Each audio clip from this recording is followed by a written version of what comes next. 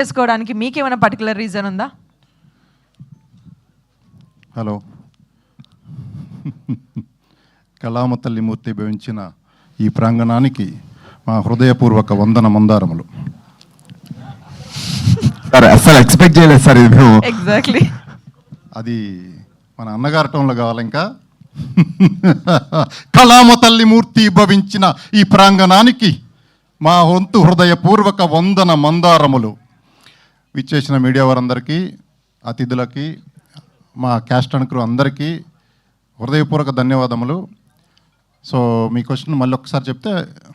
Movie పేరే virgin boys. ఇంత bold name and trailer, teaser, songs అన్ని బోల్డ్ గా, వైల్డ్ గా ఉన్నాయి. ఇది పిక్ చేసుకోవడానికి మీకు పర్టికులర్ రీజన్ ఉందా ప్రొడ్యూస్ చేయడానికి? మూవీ అంతా చూసిన తర్వాత సెన్సార్ బోర్డు వాళ్ళు కూడా ఈ టైటిల్ కరెక్టే అన్నారు. ఫస్ట్ తీసేయమన్నారు, ఫస్ట్ సినిమా చూడకముందు. చూసిన తర్వాత ఇది యాప్టే అన్నారు.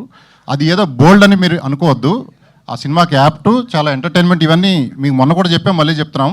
మీకు ట్రైలర్ చూస్తే ఇంకా కొంచెం కంటెంట్ బయటకు వచ్చింది. ఇప్పుడు ఒక టీజరు, ఒక సాంగ్ రిలీజ్ అయింది వర్జిన్ బాయ్స్ నుంచి. అది ఏ రేంజ్లో మీరంతా మాకు వైరల్ చేసి పెట్టారో.